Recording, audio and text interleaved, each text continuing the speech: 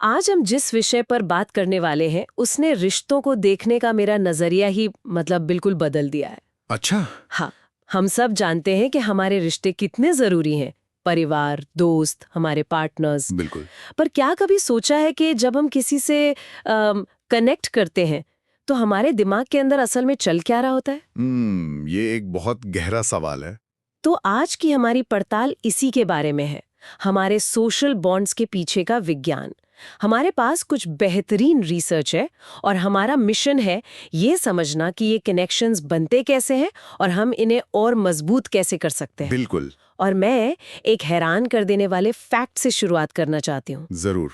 क्या आप जानते हैं कि हमारे दिमाग के जो सर्किट एक माँ और बच्चे के बीच का बंधन बनाते हैं, वही सर्किट रोमांटिक रिश्तों में भी एक्टिव होते हैं? हाँ, और ये बात बहुत लोगों को हैरान करती है ना कमाल की बात? बिल्कुल। और इस जुड़ाव की कहानी को समझने के लिए हमें पहले इसका उल्टा सिरा समझना होगा। उल्टा सिरा मतलब? मेरा मतलब है सामाजिक अलगाव या सोशल आइसोलेशन। अच्छा। और ये सिर्फ अकेले रहने जैसा नहीं है। कोई अकेले रहना पसंद कर सकता है, वो एक अलग बात है। हाँ, वो तो चॉइस हुई। सोशल आइसोलेशन का मतलब है अपनी इच्छा के विरुद्ध अकेला महसूस करना, समाज से कटा हुआ महसूस करना। तो ये एक तरह का अनचाहा अकेलापन है। इसका हमारे शरीर पर क्या असर होता है? ये सिर्फ एक दिमागी एहसास है? नहीं नहीं, ये सिर्फ एक एहसास नहीं है। ये एक, आप कह सकते हैं कि ये एक फिजिकल स्टेट है। Physical state? हाँ, जब हम लंबे समय तक सोशल आइसोलेशन में रहते हैं तो हमारा शरीर इसे खतरे की तरह, एक खतरे की तरह दिखता है। हाँ बिल्कुल, और इससे हमारे स्ट्रेस हार्मोन्स जैसे एड्रेनलिन और कॉर्टिसोल लगातार बढ़े रहते हैं। कॉर्टिजोल, ये तो मैंने सुना है, इसे स्ट्रेस हार्मोन कहते हैं ना? हाँ हाँ, कहते तो है, लेकिन इसकी कहानी थोड़ी कॉम्प्लेक्स है। कॉर्टिसोल अपने आप में बुरा नहीं है। अच्छा। सुबह सुबह इसकी थोड़ी मात्रा हमें जगाने और ऊर्जा देने के लिए जरूरी है। ये शरीर में सूजन भी कम करता है। ओके। लेकिन दिक्कत तब होती है जब ये 24 घंटे बढ़ा रहे, जैसा कि क्रॉनिक अकेलेपन में होता है। तब क्या होता है? तब ये दोस्त से दुश्मन बन जाता है और हमारे इम्यून सिस्टम को कमजोर करने लगता है। अरे, इसीलिए शायद लंबे समय तक अकेलापन महसूस करने वाले लोग ज्यादा बीमार पड़ते हैं। बिल्कुल सही। तो आप कह रहे हैं कि अकेलापन हमारे शरीर के लिए एक तरह का क्रॉनिक स्ट्रेस है? हाँ, जैसे जैसे कोई मैराथन दौड़ रहे हो जो कभी खत्म ही नहीं हो रही। बिल्कुल सही समझा आपने। लेकिन यहाँ एक बहुत दिलचस्प बात है, हमारा शरीर इस स्थिति से लड़ने की कोशिश भी करता है। वो कैसे? जब हम अकेला महसूस करते हैं तो हमारा दिमाग और शरीर कुछ ऐसे केमिकल्स छोड़ते हैं जो हमें दूसरों से जुड़ने के लिए उकसाते हैं। अच्छा। ये एक बहुत ही स्वस्थ इच्छा है, एक हेल्दी क्रेविंग। जैसे शरीर को खाने की जरूरत होती है, वैसे ही उसे सामाजिक जुड़ाव की भी जरूरत होती है। ये तो कमाल है। तो अकेलापन सिर्फ एक उदासी वाली फीलिंग नहीं है, बल्कि ये हमारे दिमाग का एक अलार्म सिस्टम है। बिल्कुल। जैसे भूख लगने पर पेट आवाज करता है, ठीक वैसा ही। ये नजरिया ही बदल देता है। हाँ बिल्कुल। तो इस अलार्म सिस्टम को हमारा दिमाग कंट्रोल कैसे करता है? इसे कंट्रोल करने वाले सिस्टम को वैज्ञानिक सोशल होम्योस्टेसिस कहते हैं। Social homeostasis? हाँ, ये एक बायोलॉजिकल सिद्धांत है जिसका सीधा सा मतलब है शरीर के अंदर संतुलन बनाए रखना। जैसे घर का थर्मोस्टेट? बेहतरीन उदाहरण है। जब कमरा ठंडा हो जाता है तो वो हीटर चालू कर देता है और तापमान सही होने पर बंद। हमारा दिमाग भी ठीक ऐसे ही काम करता है। ओके, तो ये हमारे सामाजिक जीवन का थर्मोस्टेट है। इसके हिस्से क्या क्या है? इसके मुख्य रूप से 3 हिस्से हैं।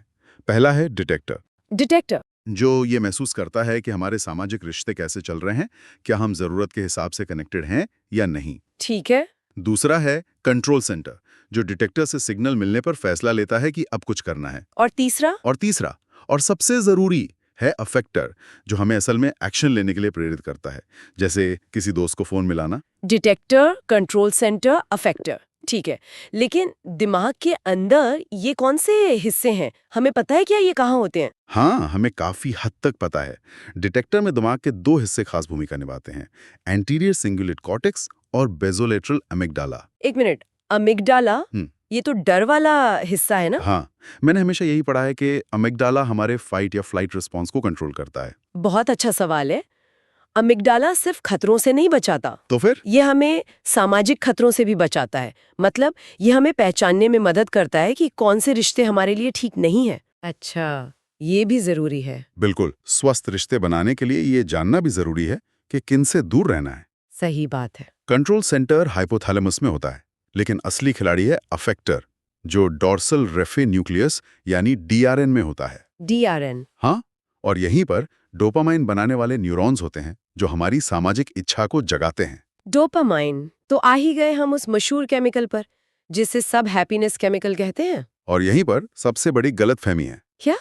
डोपामाइन खुशी का केमिकल नहीं है। नहीं है? नहीं, ये असल में चाहत और प्रेरणा का केमिकल है। चाहत मतलब क्रेविंग। हाँ, क्रेविंग।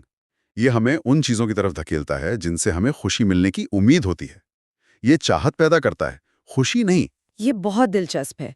तो क्या इसी से ये भी समझा जा सकता है कि कुछ लोगों को दूसरों से ज्यादा सामाजिक मेलजोल की चाहत क्यों होती है? कहाँ तक पहुंच गए आप? मेरा मतलब इंट्रोवर्ट्स और एक्सट्रोवर्ट्स से है। आपने बिल्कुल सही नस पकड़ी है। इंट्रोवर्ट और एक्सट्रोवर्ट होने के पीछे का विज्ञान हमारी आम समझ से बिल्कुल उल्टा है। उल्टा है? कैसे? हम तो यही सोचते हैं कि एक्सट्रोवर्ट को लोगों से मिलना पसंद है और इंट्रोवर्ट को नहीं। लेकिन न्यूरोकेमिकल स्तर पर कहानी कुछ और है। तो फिर असली कहानी क्या है? असली कहानी डोपामाइन की सेंसिटिविटी की है। इंट्रोवर्ट लोगों का दिमाग डोपामाइन के प्रति ज्यादा संवेदनशील होता है। ज्यादा सेंसिटिव? हाँ, इसका मतलब है कि थोड़े से सामाजिक संपर्क से ही उनके दिमाग में डोपामाइन का एक अच्छा खासा रिलीज हो जाता है और वे संतुष्ट महसूस करते हैं। मतलब उनका सोशल टैंक जल्दी भर जाता है। बिल्कुल। वाह! तो इंट्रोवर्ट एंटी सोशल नहीं है, वे बस डोपामाइन एफिशिएंट है। आप ऐसा कह सकते हैं। और एक्सट्रोवर्ट्स? वहीं दूसरी तरफ एक्सट्रोवर्ट लोगों के दिमाग में सामाजिक संपर्क से तुलनात्मक रूप से कम डोपामाइन रिलीज होता है। अच्छा। इसलिए उसी स्तर की संतुष्टि पाने के लिए उन्हें ज्यादा लोगों से मिलने, ज्यादा देर तक पार्टी करने की जरूरत पड़ती है। उनका सोशल टैंक बड़ा होता है। हाँ, और उसे भरने में ज्यादा समय लगता है। ये तो सच में पूरी सोच बदलने वाली बात है। तो अगली बार अगर मेरा कोई इंट्रोवर्ट दोस्त पार्टी से जल्दी निकल जाए तो मुझे ये नहीं सोचना चाहिए कि उसे मजा नहीं आ रहा, बिल्कुल नहीं। बल्कि ये कि उसका डोपामिन टैंक फुल हो गया है। बिल्कुल। और यही डोपामिन सिस्टम हमें अकेलेपन के विज्ञान को भी समझाता है। एक बहुत ही जबरदस्त रिसर्च हुई थी। बताइए। वैज्ञानिकों ने चूहों के दिमाग में उसी डॉर्सल रैफिन न्यूक्लियस यानी डीआरएन के डोपामिन न्यूरॉन्स को आर्टिफिशियली एक्टिवेट कर दिया। अच्छा, पर ये रिसर्च तो चूहों पर हुई है। हम कितने यकीन से कह सकते हैं कि इंसानों में भी अकेलापन ऐसे ही काम करता है? ये एक जायज सवाल है। देखिए, दिमाग के जो बुनियादी सर्वाइवल सर्किट होते हैं जैसे भूख, प्यास, डर और सामाजिक जुड़ाव, वो स्तनधारी जीवों में मतलब मैमल्स में काफी हद तक एक जैसे होते हैं। तो इनसे हमें बहुत महत्वपूर्ण सुराग मिलते हैं। ठीक है, तो जब उन्होंने उन न्यूरॉन्स को एक्टिवेट किया तो क्या हुआ? उन्होंने देखा कि चूहे अचानक दूसरे चूहों के पास जाने के लिए बेचैन हो गए हैं। तो उन न्यूरॉन्स को एक्टिवेट करने से उनमें अकेलेपन की भावना पैदा हो गई? ठीक यही हुआ। इसका मतलब है कि अकेलापन सिर्फ कुछ न होने की स्थिति नहीं है, बल्कि ये एक एक्टिव बायोलॉजिकल सिग्नल है। हमारा दिमाग डोपामाइन का इस्तेमाल करके हमें एक बेचैनी देता है, एक चाहत देता है ताकि हम बाहर जाकर कनेक्शन खोजें। ये प्यास लगने जैसा ही है। बिल्कुल। प्यास कोई बुरी चीज नहीं है, वो एक सिग्नल है कि शरीर को पानी चाहिए। और अकेलापन एक सिग्नल है कि हमें सामाजिक जुड़ाव चाहिए। आपने पकड़ लिया। ठीक है, तो हमने ये समझ लिया कि अकेलापन एक बायोलॉजिकल सिग्नल है। तो अब सबसे बड़ा सवाल, ये कनेक्शन बनता कैसे है? दिमाग के स्तर पर असल में होता क्या है जब हम किसी से कनेक्ट करते हैं? इसका जवाब एक बहुत ही खूबसूरत कॉन्सेप्ट में छिपा है जिसे कहते हैं फिजियोलॉजिकल सिंक। फिजियोलॉजिकल सिंक मतलब शारीरिक लयबद्धता? हाँ, जब हम किसी से गहरा जुड़ाव महसूस करते हैं तो हमारे शरीर एक दूसरे की नकल करने लगते हैं। हमारी सांसें, हमारी धड़कनें, यहाँ तक कि हमारे न्यूरल फायरिंग पैटर्न भी। ये सुनने में बहुत फिल्मी लग रहा है। इसका कोई वैज्ञानिक सबूत है? हाँ, बिल्कुल है। सेल रिपोर्ट्स जर्नल में एक बहुत ही आकर्षक स्टडी छपी थी। उसमें क्या था? रिसर्चर्स ने लोगों को एक ही कहानी सुनाई, लेकिन अलग-अलग समय पर और अलग-अलग जगहों पर। ओके। और उन्होंने पाया कि कहानी के भावनात्मक उतार चढ़ाव के साथ उन सभी लोगों की हार्ट रेट एक ही पैटर्न में ऊपर नीचे हो रही थी। सही में?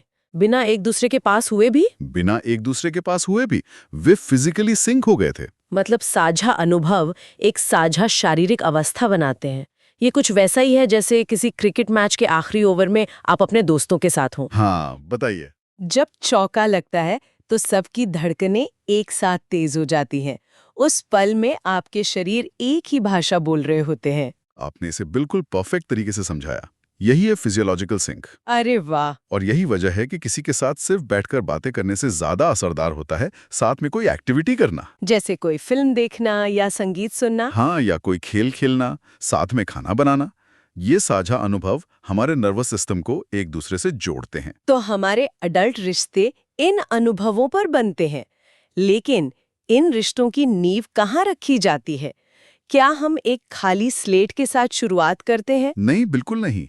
एलन शोर जैसे न्यूरोसाइंटिस्ट्स के काम से हमें पता चलता है कि हमारे वयस्क रिश्तों का पूरा खाका बचपन में ही तैयार हो जाता है। बचपन में ही? हाँ, हमारे दिमाग में 2 तरह के बॉन्डिंग सिस्टम होते हैं। तो आप कह रहे हैं कि हमारे अडल्ट रिलेशनशिप्स एक ऐसे सॉफ्टवेयर पर चल रहे हैं जो हमारे बचपन में इंस्टॉल हुआ था? हाँ, एक तरह से यही बात है। पहला सिस्टम हमारे दिमाग के दाहिने हिस्से से जुड़ा है। ये है भावनात्मक सहानुभूति का सिस्टम। Emotional empathy. बिल्कुल। ये तब बनता है जब एक माँ और शिशु एक दूसरे के साथ शारीरिक सिंक में होते हैं। अच्छा। ये दूसरों की भावनाओं को अपने शरीर में महसूस करने की क्षमता है। जब आप अपने दोस्त को दुखी देख के खुद भी भारी महसूस करने लगते हैं, तो आपका यही सिस्टम काम कर रहा होता है। और दूसरा सिस्टम? दूसरा सिस्टम दिमाग के बाएं हिस्से से जुड़ा है और ये बाद में विकसित होता है। ये है संज्ञानात्मक सहानुभूति। Cognitive empathy. हाँ, इसका मतलब है तार्किक रूप से ये समझना कि दूसरा व्यक्ति क्या सोच रहा है, उसकी कहानी क्या है। तो एक है मैं महसूस कर सकती हूँ कि तुम कैसा महसूस कर रहे हो, और दूसरा है मैं समझ सकती हूँ कि तुम ऐसा क्यों सोच रहे हो। बिल्कुल। और एक गहरे मजबूत रिश्ते का राज इन दोनों सिस्टम्स के सिंक में है। आपको अपने पार्टनर के साथ भावनात्मक यानी शारीरिक स्तर पर भी जुड़ना होगा और संज्ञानात्मक यानी मानसिक स्तर पर भी। और इस पूरे जुड़ाव को, इस सिंक को एक साथ गोंद की तरह चिपकाकर क्या चीज रखती है? मैंने ऑक्सीटोसिन के बारे में सुना है। Love hormone. हाँ, लव हार्मोन। उसका कोई रोल है? उसका बहुत बड़ा रोल है। ऑक्सीटोसिन को आप रिश्तों का हार्मोनल ग्लू कह सकते हैं। Hormonal glue? हाँ, जब हम किसी के साथ फिजियोलॉजिकल सिंक में होते हैं तो हमारा शरीर ऑक्सीटोसिन रिलीज करता है। ये हमें अपने और पराये में फर्क करने में मदद करता है। ये पेयर बॉन्डिंग को मजबूत करता है। मतलब वो ये मेरा इंसान है वाली भावना। अच्छा। और दिलचस्प बात यह है कि ये विश्वास और ईमानदारी को भी बढ़ावा देता है। तो ये कब रिलीज होता है? जब हम किसी अपने को गले लगाते हैं या बस उनके बारे में सोचते भी हैं तो ये रिलीज होता है और उस जुड़ाव की भावना को और भी पक्का कर देता है। तो आज की इस पूरी चर्चा से जो बातें मुझे सबसे ज्यादा समझ में आई वो ये है। पहला, गहरे रिश्ते बनाने के 2 स्तंभ हैं। भावनात्मक सहानुभूति यानी साझा अनुभवों के जरिए अपने शरीर को सिंक करना, और संज्ञानात्मक सहानुभूति मतलब ये समझना कि दूसरा इंसान क्या सोच रहा है, भले ही आप उसकी बात से सहमत ना हो। हाँ। और दूसरा, इंट्रोवर्ट या एक्सट्रोवर्ट होना इस बारे में नहीं है कि किसे लोगों से मिलना पसंद है, बल्कि इस बारे में है कि किसके दिमाग का सोशल टैंक कितनी जल्दी भरता है, जो कि डोपामाइन पर निर्भर करता है। एकदम सही सारांश है। और इसी समझ से हमें ये भी पता चलता है कि ब्रेकअप इतना दर्दनाक क्यों होता है। हाँ, ये एक ऐसा सवाल है जो शायद हर किसी के मन में कभी ना कभी आता है। क्यों इतना ज्यादा दर्द देता है? न्यूरोसाइंटिस्ट लीसा फेल्डमैन बैरेट ने एक बहुत गहरी बात कही है। क्या? वो कहती हैं, हम अलग अलग इंसान नहीं हैं जो एक दूसरे से मिलते हैं। हम ऐसे नर्वस सिस्टम हैं जो एक दूसरे के नर्वस सिस्टम को नियंत्रित करते हैं। वाह, ये तो बहुत शक्तिशाली विचार है कि हम एक दूसरे के नर्वस सिस्टम को रेगुलेट कर रहे हैं। हाँ, इसका मतलब ब्रेकअप सिर्फ एक भावनात्मक झटका नहीं है। ये एक न्यूरोबायोलॉजिकल भूकंप है। जब कोई रिश्ता टूटता है तो आपका नर्वस सिस्टम अचानक उस बाहरी रेगुलेटर से कट जाता है जिस पर वो निर्भर हो गया था। अच्छा। आपका शरीर और दिमाग डोपामाइन और ऑक्सीटोसिन के एक बहुत बड़े और नियमित स्रोत से कट जाते हैं। ये सिर्फ दिल टूटना नहीं है, ये आपके पूरे बायोलॉजिकल सिस्टम का संतुलन बिगड़ना है। इसीलिए ये दर्द इतना गहरा और शारीरिक महसूस होता है। बिल्कुल, ये एक तरह का विड्रॉल है। एक सिस्टम वाइड पावर आउटेज जैसा। ये नजरिया सच में ब्रेकअप के दर्द को एक नई रोशनी में दिखाता है। और इसी के साथ मैं आज की चर्चा को एक अंतिम विचार के साथ समाप्त करना चाहूंगी। जरूर। आज हमने सीखा कि हम सिर्फ अलग थलग व्यक्ति नहीं हैं। तो सोचने के लिए ये सवाल है, अगर हम खुद को और दूसरों को एक दूसरे से जुड़े हुए नर्वस सिस्टम के एक नेटवर्क के रूप में देखना शुरू कर दें जो लगातार एक दूसरे को प्रभावित और संतुलित कर रहे हैं, तो रिश्ता में आने वाली चुनौतियों और जुड़ाव को लेकर हमारा नजरिया कैसे बदल सकता है।